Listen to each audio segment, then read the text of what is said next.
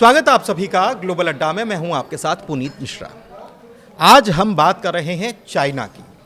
दरअसल चाइना ने अमेरिका को जवाब दिया है अपना टैरिफ घटाकर। अमेरिका ने 100% टैरिफ लगा दिया था किस पर? फार्मास्यूटिकल्स पर, इंडस्ट्री पर। जो अमेरिका में जिसकी मैन्युफैक्चरिंग नहीं होती उनके ऊपर 100% टैरिफ लगा दिया। यानी कि अमेरिका जाएगी चीज़ें तो वो सीधी बात है कि अगर 10 रुपए की होगी तो 100% के बाद वो 20 रुपए की वहाँ पर बिकेगी। लेकिन चाइना ने इसके बाद एक बड़ा फैसला लिया है और इससे भारत की इंडस्ट्री को बहुत फायदा होने वाला है। क्या फैसला है, किस तरीके से प्रभाव पड़ेगा, ये सारी चीज़ें समझते हैं और ऐसा फैसला लिया क्यों गया चीन के द्वारा, इसको भी समझते हैं। अंकुर जी मेरे साथ मौजूद हैं। सर, ये बड़ी खबर आ रही है। बिल्कुल, ये एक पॉजिटिव डेवलपमेंट है फार्मा इंडस्ट्री के लिए कि उन्होंने 0% किया है, पहले 30% था। आपने देखा होगा कि इंडिया और चाइना के बीच में करीब $127 बिलियन का ट्रेड होता है बायलैटरल, जिसमें जो इंडिया का जो एक्सपोर्ट है वो करीब $14 बिलियन के आसपास रहता है और इंडिया का जो इंपोर्ट है वो $113 बिलियन का रहता है। तो 127 में से 113 तो हम इंपोर्ट ही करते हैं। डेफिसिट है बहुत ज़्यादा, डेफिसिट बहुत ज़्यादा है, $14 बिलियन का डेफिसिट है। और इस डेफिसिट में अगर चाइना ये फार्मा अगर इंपोर्ट करता है तो थोड़ा बहुत ही कम हो सकता है। तो एक तो बड़ी खबर ये है।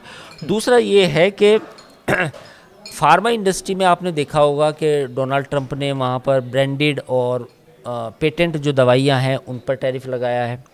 भारत से काफ़ी ब्रांडेड दवाई भी जाती है, पेटेंटेड तो शायद नहीं है उतनी ज़्यादा, पर जेनेरिक मेडिसिन प्लस ब्रांडेड जो दवाएं हैं वो काफ़ी एक्सपोर्ट की जाती हैं अमेरिका को।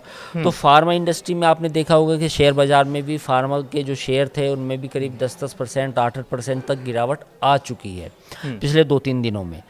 तो अब भारत की जो फार्मा इंडस्ट्री है उसके लिए सबसे बड़ा संकट ये है कि अमेरिका में चूँकि हम सबसे ज़्यादा उनको निर्यात भी करते हैं, तो भारत जो इंडियन फार्मास्यूटिकल्स कंपनी है उनको एक नया बाज़ार तलाशने की ज़रूरत थी। तो अगर चाइना इंपोर्ट करता है, चाइना एक बड़ी मार्केट है पूरी दुनिया में फार्मा की भी, तो अगर इंपोर्ट करता है तो उससे कुछ ना कुछ राहत मिल सकती है भारतीय फार्मा कंपनीज़ को। तो ये एक पॉजिटिव डेवलपमेंट माना जाएगा। और ऐसे समय में जब अमेरिका ने भारी भरकम टैरिफ लगाया हुआ है और ऐसे समय में ये एक स्ट्रेटजिक डिसीजन भी है। काफ़ी कम लोगों को पता होगा कि चाइना ने, जो हमारा बॉर्डर पे जो झगड़ा होता है वो एक अलग मसला है, पर चीन ने भारत को MFN का स्टेटस दिया हुआ है, यानी कि मोस्ट फेवर्ड नेशन का। अच्छा, वो उन लोगों को दिया जाता है जहां से आप चीज़ों को ज़्यादा आसानी से एक्सपोर्ट या इंपोर्ट करते हैं। तो कुल मिला के ये एक पॉजिटिव डेवलपमेंट है, इसका स्वागत होना चाहिए। कम से कम जो फार्मा इंडस्ट्री है जिसको नुकसान होने वाला था अमेरिका से, वो थोड़ा सा कम हो सकता है। देखिए, वैसे तो मार्केट के एक्सपर्ट्स ही बहुत अच्छे से बता पाएंगे इसके बारे में, लेकिन फिर भी मेरा सवाल है। हाँ, बताइए। कि आज रविवार है, कल बाजार खुलेगा। हाँ, बाजार खुलेगा तो जो शेयर गिरे कल वो बूम करने वाले 100%। जब चाइना, क्योंकि अमेरिका की आबादी और चाइना की आबादी को अगर कंपैरिजन किया जाए और वहाँ पर अगर एक्सपोर्ट बढ़ेगा, 0% कर दिया है 30% से, तो हम माने कि इनके शेयर्स में उछाल देखने को मिल सकता है। थोड़ी सी रिकवरी आ सकती है, लेकिन चाइना को एक्सपोजर हमारा पहले नहीं रहा इतना ज़्यादा, क्योंकि जो जितनी भी दवाइयों की कंपनी है उसमें अगर अमेरिका और चाइना का कोई कंपैरिजन किया जाएगा तो उसमें अमेरिका का ज़्यादा है। लेकिन आपको पता होगा कि जो हम जेनेरिक मेडिसिन बनाते हैं उसमें एक API यूज़ होता है। तो API और जो KSM है उसको हम चाइना से ही मंगाते हैं, यानी कि वो रॉ मटेरियल कह दीजिए आप, कि चाइना से हमने मंगाया और फिर उसको दवाओं में कन्वर्ट किया और फिर उसको हमने अमेरिका, यूरोप या फिर अब चाइना जैसा कह रहा है कि 0% होगा तो वहाँ भेजेंगे। तो इसका फ़ायदा तो मिल सकता है, इसमें कोई दो राय नहीं है कि बड़ा मार्केट खुलेगा भारतीय कंपनी के लिए। लेकिन जहाँ तक आपने शेयर बाज़ार के प्रिडिक्शन की बात की, तो अभी अनसर्टेनिटी है शेयर मार्केट में, इसमें कोई दो राय नहीं है, क्योंकि रोज़ कुछ ना कुछ शेयर बाज़ार के लिए उतनी अच्छी खबरें नहीं आ रही। और बाज़ार हमेशा एक स्थिरता चाहता है, जब भी उसको ऊपर जाना होता है तो वो स्थिरता चाहता है। तो अमेरिका से हर 2 दिन में कोई एक अचानक से कोई बड़ी खबर आ जाती है, तो फार्मा से थोड़ी स्टेबिलिटी आ सकती है कुछ शेयर में या कुछ सेक्टर्स में, मतलब कुछ। लेकिन आप ओवरऑल अगर मार्केट की बात करें तो अभी कोई ऐसा नज़र नहीं आ रहा, जो एक्सपर्ट बात करते हैं, मैं कोई प्रिडिक्शन नहीं कर सकता कि अभी कुछ ऐसा नज़र नहीं आ रहा कि मार्केट में कोई बहुत बड़ी तेज़ी आने वाली है। अच्छा, तेज़ी भले ही ना आए लेकिन ट्रेड डेफिशिएट जो है उसमें अंतर आएगा। बिल्कुल, इस पे मुझे लगता है कि इस पे हमें सबसे ज़्यादा काम करना चाहिए, क्योंकि चाइना के साथ जो ट्रेड डेफिसिट है वो बहुत तगड़ा है। 113 बिलियन डॉलर का अगर आपका ट्रेड डेफिसिट है तो हमें सोचना पड़ेगा कि हम ऐसा क्यों कर रहे हैं। क्या जो चाइना से चीज़ें इंपोर्ट की जा सकती है उनको भारत में नहीं बनाया जा सकता, इस पे हमें काम करने की ज़रूरत है। और ये एक दिन में भी नहीं होगा, रातों रात भी नहीं होगा, इसके लिए 1 दशक लग सकता है, 5 साल लग सकते हैं। वो सरकार को देखना है, कुछ पॉलिसी में बदलाव करना पड़ेगा, PLI स्कीम का दायरा बढ़ाना पड़ेगा, PLI स्कीम जो है उसको और रोबस्ट करना पड़ेगा ताकि जो SME और MSME सेक्टर हैं वो भी उसमें पार्टिसिपेट कर पाएँ। अभी तो कुछ बड़ी कंपनियां ही PLI का ज़्यादा फ़ायदा उठा पा रही हैं, लेकिन जो छोटी कंपनियां हैं उनके लिए भी एक लेवल प्लेइंग फील्ड मिले ताकि जो चाइना से जो हमारा इंपोर्ट है वो कम हो। अच्छा, एक चीज़ और, मैं आखिरी सवाल पर आ रहा हूँ कि चाइना की टेक्नोलॉजी या चाइना का जो भी सामान होता है वो पूरे मार्केट के हिसाब से इतने कम उसके दाम होते हैं कि जिसकी तुलना या जिसकी बराबरी नहीं की जा सकती, इसलिए चाइना का एक्सपोर्ट ज़्यादा है।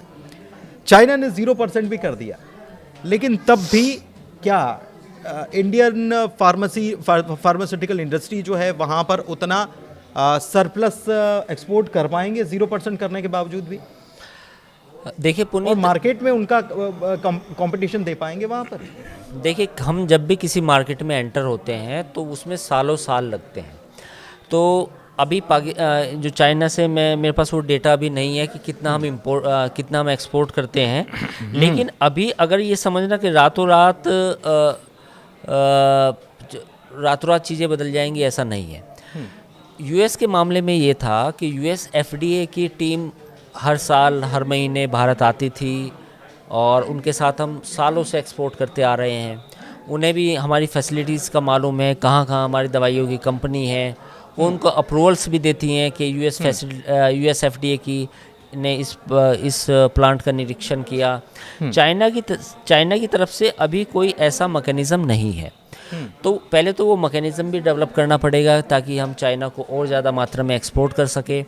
और चाइना की मार्केट ऑलरेडी हाईली कम्पिटिटिव है, क्योंकि चाइना में API तो बनाता है, साथ ही बहुत सारी दवाइयाँ खुद भी तैयार करता है। ऐसा नहीं है कि चाइना फार्मा का जो एक्सपोर्ट है वो बिल्कुल ज़ीरो करता है, ऐसा नहीं है।